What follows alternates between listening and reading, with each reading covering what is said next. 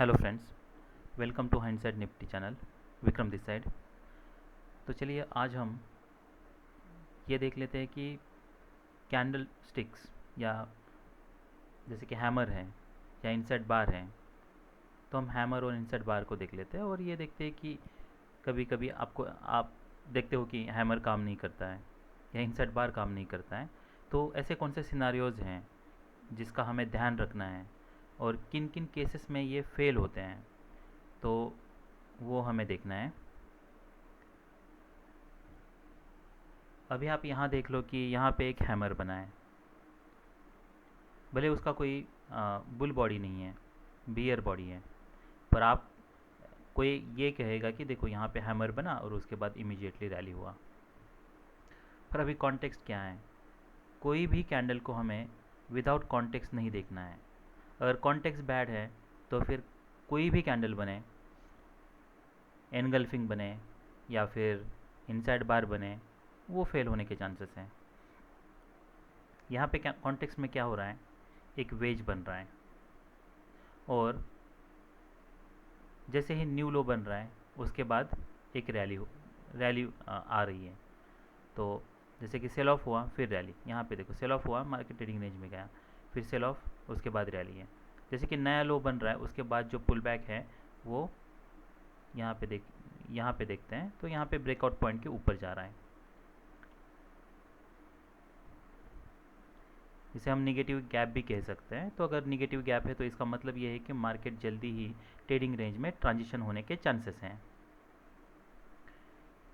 यहाँ पे ब्रेकआउट हुआ है, तो ब्रेकआउट होने के बाद कॉन्टेक्स्ट ये कहता है कि जैसे ही कोई नया लो बनेगा, ये स्ट्रॉन्ग सेल ऑफ है। अगर आप हायर टाइम फ्रेम पे देखोगे तो आपको ये एक ब्रेकआउट की तरह दिखेगा, स्ट्रॉन्ग सेल ऑफ है।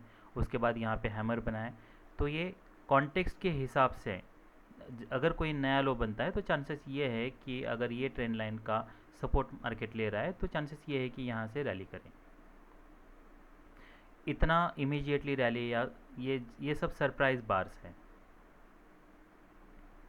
क्योंकि चांसेस ये है कि जब भी तीन स्ट्रॉन्ग बियर बार्स बन रहे हैं उसमें से दो बहुत स्ट्रॉन्ग है, तो फिर इमीडिएटली इतना बड़ा रिवर्सल आने के चांसेस कम हैं।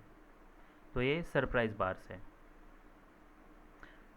तो यहाँ पे ये हैमर ने काम किया। अब यहाँ से इमीडिएटली रैली तो हुई है, अब नेक्स्ट टाइम यहाँ पे और एक हैमर बनाए, पर ये हैमर ने काम नहीं किया। अब ये हैमर ने काम क्यों नहीं किया? देखिए यहाँ पे एक स्ट्रॉन्ग सेल ऑफ हुआ है, चांसेस ये है कि इमीडिएटली रैली के चांसेस बहुत कम है, जो कि यहाँ पे हुआ है। अब अगर हम ये रैली को देखते हैं तो यहाँ पे तीन बियर बार्स हैं और उसके बाद एक चैनल बन रहा है, पर वो चैनल बहुत टाइट चैनल है। तो उस केस में क्या होता है कि आपको मार्केट को ट्रेडिंग रेंज में जाने के लिए वेट करना है। तो अगर कोई ट्रेडिंग रेंज में मार्केट जाता है और उसके नीचे यहाँ पे कोई अगर हैमर बनता है तो आपको बाय करना है। तो यहाँ पे इमीडिएटली अगर मार्केट इसके ऊपर जा रहा है तो मैं यहाँ पे बाय नहीं करूँगा। भले अगर आप बाय करते तो प्रॉफिटेबल होते, पर उसमें रिस्क बहुत है। रिस्क इसकी बहुत है कि आप यहाँ पे सेलर्स अभाव होने के चांसेस ज़्यादा हैं। अगर बाय भी करना है तो ये बार के ऊपर आप सोच सकते हो, पर यहाँ पे हम बाय नहीं कर सकते, या यहाँ पे बाय करना मतलब लो प्रोबेबिलिटी ट्रेड है। फिर भी अच्छा खासा रैली हुआ है, पर इसकी आप अगर मान लीजिए कि अगर आप ऐसे ही 10 ट्रेड लेते हो तो हो सकता है उसमें से 6 या 7 ट्रेड आपके फेल हो जाए और 3 ही ट्रेड चल जाए। मैं इसीलिए इसको लो प्रोबेबिलिटी ट्रेड कहता हूँ। तो आप यहाँ पे मार्केट को अगर हम कॉन्टेक्स्ट के हिसाब से देखें तो ये रीज़नेबल बाय बन रहा है, क्योंकि यहाँ से स्ट्रॉन्ग रैली हुई थी, उसके बाद ये हायर लो बना है और अच्छा बाय सिग्नल बार भी है। पर कॉन्टेक्स्ट और फॉलोअप भी बहुत ज़रूरी है। तो फॉलोअप देखना, फॉलोअप में क्या कोई स्ट्रॉन्ग दो बुल बार्स बने हैं? नहीं बने हैं। बुल बार बना, फिर बियर बार, फिर बुल बार, फिर बियर बार। तो नेक्स्ट बार जैसे यहाँ पे आता मैं इस पोजीशन को काट देता, क्योंकि अभी मार्केट टाइट ट्रेडिंग रेंज में जा रहा है। अब यहाँ पे इनसाइड बार बना है, इसका हाई ट्रिगर हुआ है, पर इसका हाई निकालने के बाद क्या रैली हुआ है? हायर लो बनने के बाद नहीं, क्यों क्यों नहीं हुआ है? क्योंकि 3 बियर बार्स है। यहाँ पे 3 बियर बार्स के बाद रैली तो हुआ है, यहाँ पे 3 बियर बार के बाद एक इनसाइड बार बनने के बाद भी रैली नहीं हुआ है। इसीलिए क्योंकि 3 बियर बार के बाद प्रोबेबिलिटी कम हो जाती है इमीडिएटली रैली की। इसलिए ये ऐसे जो सरप्राइज मूव्स है ये हर बार नहीं मिलते हैं। 10 में से 7 बार आप फेल हो गए। तो यहाँ पे इनसाइड बार फेल हुआ है, यहाँ पे हैमर फेल हुआ है। तो ऐसे सिनारियोज आपको हमेशा ध्यान रखते हैं। यहाँ पे भी इनसाइड बार बना है, पर इनसाइड बार कहाँ बन रहा है? टाइट ट्रेडिंग रेंज में बन रहा है। तो अगर टाइट ट्रेडिंग रेंज में इनसाइड बार बन रहा है तो उसकी कोई वैल्यू नहीं है।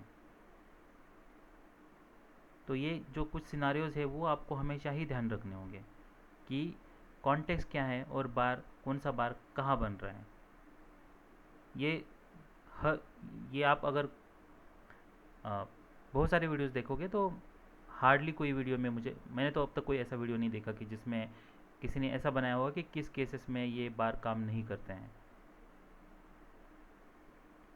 कोई ट्रैप बताता है तो मैंने ऐसा भी देखा है कि कोई ये कहता है कि हैमर तो ट्रैप है।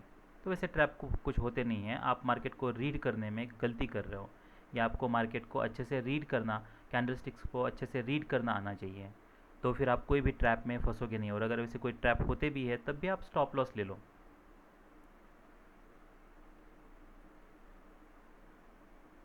अब देखिए यहाँ पे भी हैमर बना है, पर इसका कॉन्टेक्स्ट क्या है? यहाँ से सेल ऑफ आया था, ये टाइट ट्रेडिंग रेंज है, चांसेस ये है कि ये माइनर रिवर्सल हो। पर जबकि रैली इतनी स्ट्रांग नहीं है तो आप सेल कर सकते हो और कॉन्टेक्स्ट राइट है, क्योंकि सेल ऑफ आया था, फिर ईएमए के ऊपर से हमेशा मार्केट रेजिस्टेंस ले रहा है, तो आप यहाँ पे सेल करके यहाँ पे स्टॉप लॉस लगा के वेट कर सकते हो। यहाँ पे हैमर बना, अब ये हैमर ने यहाँ पे इनसाइड बार बना, इसने क्यों नहीं काम किया? टाइट ट्रेडिंग रेंज है। यहाँ पे हैमर बना है, अभी क्या हो रहा है? मार्केट गैप्स बना रहा है। यहाँ पे नीचे ब्रेकआउट हुआ है, ब्रेकआउट के बाद